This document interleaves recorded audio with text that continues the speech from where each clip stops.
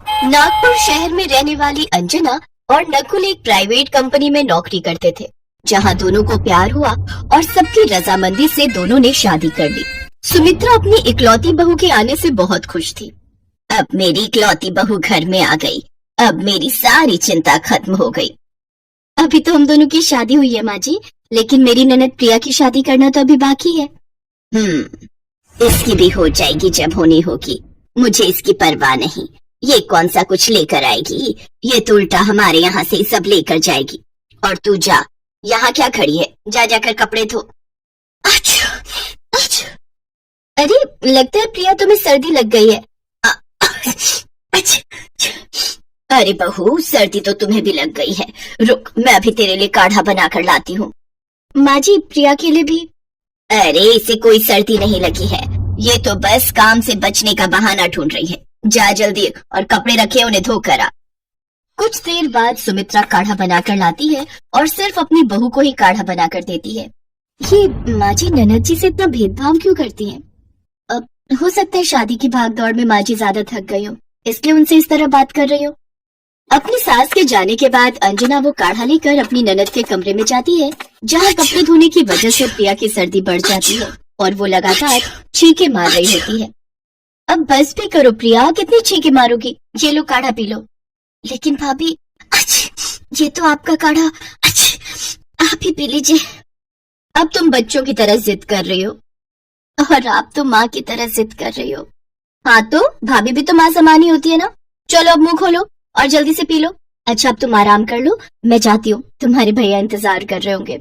अपनी भाभी का प्यार पाकर प्रिया बहुत खुश होती है। फिर अगले दिन अंजना सुबह जल्दी उठकर नहा धोकर पूजा पाठ करती है। उसके बाद सबके लिए खाना बनाती है। खाने की खुशबू से सुमित्रा रसोई में खिंची चली आती है। अरे वाह, रसोई से तो बड़ी ही अच्छी खुशबू आ रही है। आखिर मेरी बहू क्या बना रही है? माँ जी मटर पनीर की सब्जी, पूरी और मीठे में हलवा बनाया है, साथ में दही भल्ले भी हैं। आप सब टेबल पर बैठ जाइए, मैं परोस देती हूँ। हाँ हाँ बहू, मेरे मुंह में पानी आ रहा है, तू जल्दी ले आ बस। अंजना सबको खाना परोसती है। सबको उसके हाथ का खाना बहुत पसंद आता है। प्रिया को तो सबसे ज्यादा। वो अंजना से और खाना मांगती है। भाभी खाना बहुत ही स्वाद बना है, थोड़ा और ले आइए ना। हाँ हाँ अभी लाई मेरी प्यारी ननद। बस कर अब, और कितना ठूसेगी? मैं और नकुल भी तो खाएंगे और तेरी भाभी भी तो है। और क्या, मुझे भी अभी और चाहिए, इस भुक्कड़ का तो पेट ही नहीं भरता। कोई बात नहीं जी, खाना भी काफी है, इसे खाने दीजिए। ठीक है, थोड़ा सा लाकर दे दो, लेकिन उसके बाद सारे बर्तन धो देना, समझी? लेकिन माँ जी दीदी को ये सब करने की क्या जरूरत है? अब तो मैं आ गई हूँ ना, मैं ये सब कर लूंगी। अरे नहीं बहू, अगर इसे ज्यादा ढील दे देंगे ना तो ये बिगड़ जाएगी। आखिर इसे दूसरे घर भी तो जाना है। कोई बात नहीं भाभी, मैं कर लूंगी। प्रिया खाने के बाद सबके जूठे बर्तन धोने लगती है। ठंडे पानी से बर्तन धोने की वजह से उसकी ठंड और भी बढ़ जाती है और वो कांपने लगती है। वो अपनी माँ से हीटर तापने की बात कहती है तो वो उसे डांटते हुए कहती है, चल जा यहाँ से, कोई हीटर नहीं मिलेगा, चुपचाप से मेरे लिए चाय बना कर ले आ। काम करते करते अपने हाथ गर्म हो जाएंगे, बड़ी आई हीटर सेकने वाली। माँ कम से कम अब तो मुझसे प्यार से बात कर लिया करो। भाभी के सामने भी आप मुझे खरी खोटी सुनाती रहती हो। कब से मैं आपके प्यार के लिए तरस रही हूँ। मैं आपकी हर बात मानती हूँ, फिर भी आप मुझे डांटती रहती हो। तू प्यार पाने लायक नहीं है, समझी?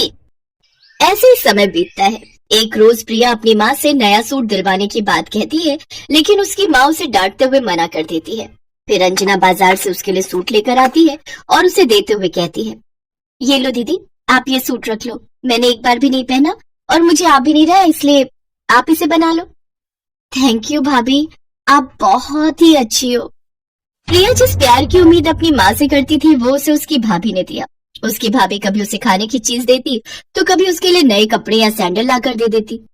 सुमित्रा इन सबके लिए काफी रोक टोक भी करती, लेकिन अंजना अपनी सास की नहीं सुनती और अपनी ननद का पूरा ख्याल रखती। ऐसे ही एक रोज जब वो एक शादी में गए थे तो रोहन नाम के एक लड़के की नजर प्रिया पर पड़ती है और वो उसे पसंद करने लगता है। प्रिया को भी वो पसंद आ जाता है। कुछ ही दिनों में दोनों को एक दूसरे से प्यार हो जाता है और एक रोज प्रिया उससे मिलने पार्क में जाती है। रोहन मुझे इस घर से ले जाओ। माँ मुझे बिल्कुल भी प्यार नहीं करती और ना ही भाई, सिर्फ एक भाभी है जो मुझे समझती है, मुझसे प्यार करती है। मुझे ब्याह कर ले जाओ रोहन, नहीं तो माँ किसी से भी मेरी शादी करवा देगी। मैं बात तो कर लूं, लेकिन क्या तुम्हारी माँ इसके लिए मानेगी? और किसी का तो नहीं पता, लेकिन भाभी मुझे जरूर समझेगी। प्रिया की भाभी उन दोनों को एक साथ देख लेती है और उनकी सारी बातें सुन लेती है। मैं तुम दोनों की बात जरूर माँ जी से करूंगी, और प्यार करना कोई बुरी बात थोड़ी ना है। वैसे तुम मेरी ननद जी को खुश तो रखोगे ना? हाँ भाभी, जो प्यार आप उसे उस घर में आप देती हो वही मैं भी इसे देना चाहता हूँ। मैं इसे कभी दुख नहीं पहुँचाऊंगा और इसे हमेशा खुश रखूंगा। हाँ भाभी, रोहन बहुत अच्छे हैं और मुझसे बहुत प्यार भी करते हैं। ठीक है, तो तुम दोनों की शादी करवाने की जिम्मेदारी अब मेरी। घर आकर दोनों ननद भाभी रसोई में काम कर रही थी कि तभी सुमित्रा जोर से चिल्लाते हुए प्रिया को बुलाती है, जिससे डर कर बर्तन उसके हाथ से गिर जाते हैं। वो बाहर आती है। कमबख्त कहीं की, आखिर गुल खिला ही दिए ना तूने, इसीलिए मैं इसे बांध कर रखती थी। बता कमबख्त, तूने आखिर ऐसा क्यों किया? हमारी इज्जत मिट्टी में मिला ही दी ना। आखिर दिखाई दिया ना इसने अपने खून का असर। लेकिन माँ जी, हुआ क्या? कमला मिली थी, उसने बताया मुझे कि इसका रोहन नाम के किसी लड़के के साथ चक्कर चल रहा है, इसलिए मैं इसे प्यार नहीं करती क्योंकि ये सौतेली है। जैसे इसकी माँ का चक्कर चला था ना मेरे पति से, खुद तो वो मर गई लेकिन इसे छोड़ गई हमारी छाती पर मूंग दलने के लिए। क्या? सौतेली? लेकिन माँ जी, अगर ये किसी से प्यार करती है तो इसमें गलत ही क्या है? हमारी भी तो लव मैरिज हुई है, और वैसे भी दीदी ने हमेशा आपसे माँ का प्यार मांगा, लेकिन आपने कभी नहीं दिया। लेकिन अब मैं इनकी माँ हूँ और मैं इनका कन्यादान करूंगी। बहू, अब तो मेरे खिलाफ जा रही है। तो गुस्सा थूक दीजिए ना माँ जी, सौतेली ही सही, लेकिन आखिर है तो आपकी बेटी ही ना। अंजना बिल्कुल सही कह रही है माँ, मैं भी इससे नफरत करता रहा, लेकिन हमारी प्रिया इतनी भी बुरी नहीं है। उन सब की बातों से सुमित्रा को अपनी गलती का एहसास हो जाता है। फिर वो खुशी खुशी प्रिया की शादी रोहन से करवा देती है। अब सुमित्रा भी प्रिया को माँ का प्यार देती है, साथ ही उसकी भाभी भी उसके लिए बहुत खुश थी। ये कहानी है यशोदा और भुवन की। भुवन यशोदा का देवर है। वो उसे भाभी माँ पुकारता है। वो है भी तो उसकी माँ की तरह। यशोदा की शादी अतुल से हुई थी। जब वो शादी करके इस घर में आई तो भुवन उस समय सिर्फ 7 साल का था। यशोदा, तुम जानती हो कि मेरे माता पिता नहीं है। मेरे छोटे भाई भुवन की पूरी जिम्मेदारी मेरी है। मैं उम्मीद करता हूँ कि आज से हम दोनों मिलकर इस जिम्मेदारी को निभाएंगे। आपको कभी कोई शिकायत का मौका नहीं दूंगी। भुवन का देवर की तरह नहीं, अपने बच्चे की तरह ध्यान रखूंगी। यशोदा ने जो कहा वो किया। भुवन के लिए उसका प्रेम एक माँ की तरह ही था। यशोदा भुवन को खाना खिला रही है। अरे बस बस बस भाभी माँ, ये देखो मेरा पेट पूरा भर गया है, इसमें थोड़ी सी भी जगह नहीं बची है। सच? ठीक है, फिर वो जो गाजर का हलवा मैंने बनाया है वो मैं खा लेती हूँ। गाजर का हलवा? कहाँ है गाजर का हलवा? जल्दी से लाओ ना। अरे, तुमने तो कहा कि पेट में जगह नहीं है, अब हलवा किस पेट में खाओगे? वो दोनों बात कर ही रहे थे कि गांव के जुमन चाचा दौड़ते हुए उसके घर आए। यशोदा, बेटी यशोदा, जल्दी खेत पर चलो। क्या हुआ जुमन चाचा? अनर्थ हो गया बेटी, अनर्थ। अतुल को किसी जहरीले सांप ने काट लिया है, उसकी हालत ठीक नहीं है। यशोदा और भुवन जब तक अतुल के पास पहुंचे उसका शरीर तो वही था, लेकिन उसकी आत्मा एक लंबे सफर पर निकल गई थी। यशोदा का रो रो कर बुरा हाल था। अपने बड़े भाई की लाश देखकर भुवन की आंखों से भी आंसू रुकने का नाम नहीं ले रहे थे। रोते रोते वो बेहोश हो गया। पल में ही यशोदा के जीवन में होनी ने अपनी दर्द भरी कहानी लिख दी थी, लेकिन उस असहनीय दर्द में भी यशोदा के कानों में अपने पति की वो बात गूंज रही थी जो उन्होंने यशोदा के पहली बार घर आने की बात कही थी। मेरे छोटे भाई भुवन की पूरी जिम्मेदारी मेरी है। मैं उम्मीद करता हूँ कि आज से हम दोनों मिलकर इस जिम्मेदारी को निभाएंगे। यशोदा ने अपनी भावनाओं पर नियंत्रण किया। उसने न सिर्फ अपने आंसू खुद पोंछे, बल्कि अपने पति की जलती चिता के सामने भुवन को गले लगाकर उसे ये भी आश्वस्त किया कि आज से वो सिर्फ उसकी भाभी माँ नहीं, उसकी भैया भी है। यशोदा के जीवन का सबसे बड़ा लक्ष्य था अपने देवर को उसके पांव पर खड़ा करना, उसे हर वो खुशी देना जो उसके भैया देना चाहते थे।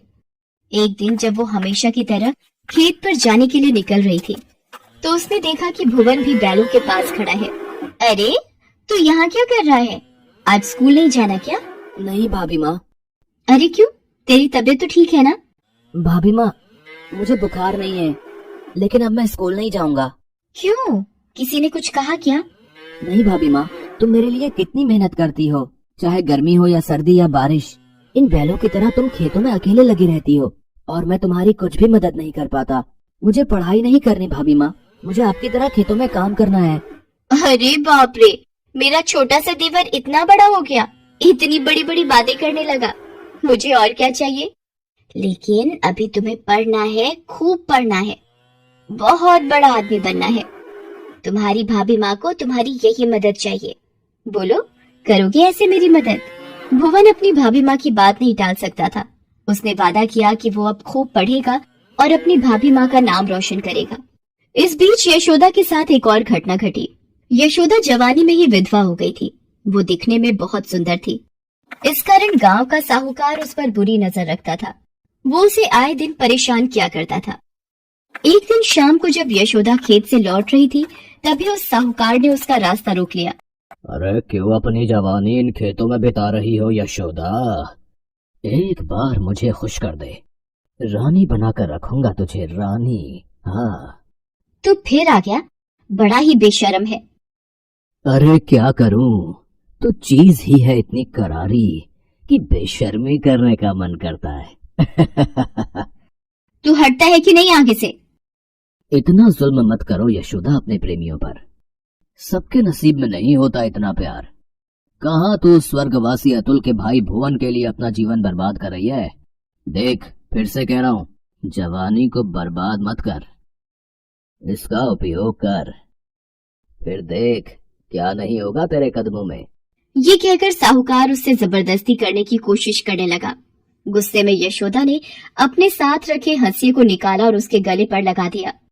देख, एक ही झटके में तेरी मुंडी नीचे जमीन पर तड़पती हुई दिखेगी, इसलिए भलाई इसी में है कि यहाँ से इतनी दूर भाग जा जहाँ मेरी नजर तुझ पर ना पड़े, क्योंकि अगली बार अगर तू मुझे दिख गया तो तू जिंदा नहीं रहेगा। साहूकार वहां से न सिर्फ अपनी जान बचाकर भागा, बल्कि उसने गांव ही छोड़ दिया। दूसरी ओर साहूकार की ये सारी बदतमीजी भुवन के एक दोस्त देवेश ने देख ली थी। वो भागा भागा भुवन के पास गए और उसे सारी बात बताई। भुवन की आंखों में आंसू आ गए। अपनी भाभी माँ के प्रति उसके दिल में और भी प्यार बढ़ गया। समय धीरे धीरे करके बीतने लगा। यशोदा के बालों में अब सफेदी आ गई थी। भुवन की पढ़ाई पूरी हो गई थी। उसे शहर में अच्छी सी नौकरी भी मिल गई थी। फिर यशोदा ने एक अच्छी लड़की देखकर भुवन की शादी कर दी। भुवन अपनी पत्नी प्रेरणा से हमेशा अपनी भाभी माँ की बातें करता और उनकी खूब तारीफ करता। शादी के कुछ दिनों बाद की बात है। भुवन और प्रेरणा बातें कर रहे हैं। भुवन, गांव में तुम्हारी इतनी जमीन है, फिर भी हमें यहाँ शहर में किराए पर रहना होता है। क्यों ना गांव की जमीन बेचकर यहाँ फ्लैट में रहा जाए? वो मेरी जमीन नहीं है, भाभी माँ की है, उन्हीं ने उसे संभाला है। भाभी माँ, भाभी माँ, भाभी माँ, जब देखो उन्हीं के नाम की माला जपते रहते हो। अरे वो तुम्हारी पुरखों की जमीन है जिस पर तुम्हारी भाभी माँ कुंडली मारकर बैठी है। ये नहीं दिखता तुम्हें? ये तुम क्या कह रही हो? यकीन नहीं हो रहा है ना? ठीक है, तुम अपना हिस्सा भाभी माँ से मांग कर देखो। तुम्हारी भाभी माँ की असलियत तुरंत तुम्हारे सामने आ जाएगी। छुट्टियों में भुवन अपनी पत्नी प्रेरणा के साथ गांव आया और उसने अपनी भाभी माँ से इस बारे में बात की। अरे सब तो तेरा ही है, इसमें हिस्से की क्या बात? वो क्या वो लगा रखा है? खुल के क्यों नहीं बोलते? देखिए भाभी, मुझे घुमा फिरा कर बात करने की आदत नहीं है। आप जो कह रही हैं कि सब तेरा है, इसमें हिस्से की क्या बात? इसी से पता चल रहा है कि आपके मन में चोर है। अगर सब इनका है तो सब लिख दीजिए ना इनके नाम पर। वो तो करेंगी नहीं आप, क्योंकि सारी जमीन पर तो आपकी नजर है। तुझे भी ऐसा ही लगता है क्या भुवन? भाभी माँ की बात का भुवन कोई जवाब नहीं देता है। कभी कभी खामोशी भी एक तरह का जवाब ही होती है। भाभी माँ को जवाब मिल गया था। उसने उसी दिन सारी जमीन भुवन के नाम कर दी। उस रात वो उस घर को छोड़कर जाने का सोच ही रही थी कि उसे भुवन के चीखने की आवाज सुनाई दी। वो भागी भागी भुवन के कमरे में गई तो देखा कि एक मजबूत सी कदकाठी का आदमी उसका गला दबा रहा है। यशोदा ने जब ये देखा तो वो गुस्से में भर गई। वो अपने कमरे से तुरंत गंडासा लेकर आई और उससे उस आदमी पर वार किया। उस आदमी ने अपने बचाव में यशोदा को धक्का दिया और उसी गंडासे को उसके पेट में घोंप दिया। खून की धार बह निकली। इस बीच उस आदमी के चेहरे पर यशोदा की नजर गई। ये वही साहूकार था जो बहुत सालों बाद फिर से गांव लौटा था। हालांकि अब उसकी शक्ल काफी बदल गई थी, लेकिन यशोदा ने उसे पहचान लिया। तो कुछ भी कर ले यशोदा, आज मैं इसे नहीं छोड़ूंगा। तूने इसके चक्कर में मेरा प्रेम प्रस्ताव ठुकराया था। मेरा पूरा जीवन भटकते भटकते बीता, लेकिन आज सारा बदला मैं निकाल दूंगा। ये सारा शोर सुनकर प्रेरणा भी वहां आ गई थी। वहां का दृश्य देखकर उसे लकवा सा मार गया था। जब तक भुवन की भाभी माँ जिंदा है, भुवन का कोई बाल भी बांका नहीं कर सकता। वो बेटा है, मेरा बेटा, और एक बेटे के लिए माँ किसी भी हद तक जा सकती है। मैंने तुझे पहले भी कहा था ना कि मेरे सामने फिर कभी मत आना, नहीं तो जिंदा नहीं बचेगा तू। लेकिन फिर भी तू आ गया। ये कहकर यशोदा ने साहूकार के हाथों से गंडासा छीनकर उस पर जोरदार हमला कर दिया। तुरंत ही उसकी मौत हो गई। यशोदा के पेट से बहुत खून निकल रहा था। उसकी आंखें बंद हो रही थी। उसने प्रेरणा और भुवन को अपने पास बुलाया और बोला कि उसने सारी की सारी जमीन भुवन के नाम कर दी है। भुवन और प्रेरणा की आंखों में पश्चाताप के आंसू थे और यशोदा की आंखों में खुशी के आंसू। आज उसने अपने पति से किया वादा पूरा कर दिया था। वो अपनी सारी जिम्मेदारी निभाकर अपने पति के पास वापस लौट रही थी।